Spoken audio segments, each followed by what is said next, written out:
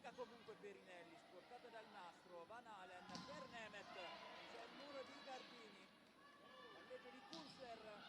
fermato ancora Nemeth, Gennari per Gardini,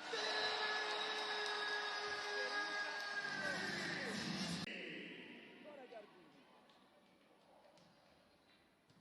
riceve Nervini, Van Halen per Kunzler, fermata dal muro, deve ricostruire Chieri, lo fa andando su Nemeth, ancora il muro, copre Spirito, ancora Nemeth, fermata nuovamente dal muro di Perugia che è ovunque,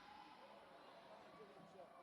bloccata, ancora Nemeth, arriva il punto di Nemeth,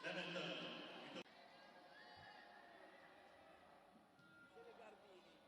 Gennari, sistema su Perinelli, proprio sul muro, ancora Gennari per Markovic, a tutto braccio, difende Kunzler,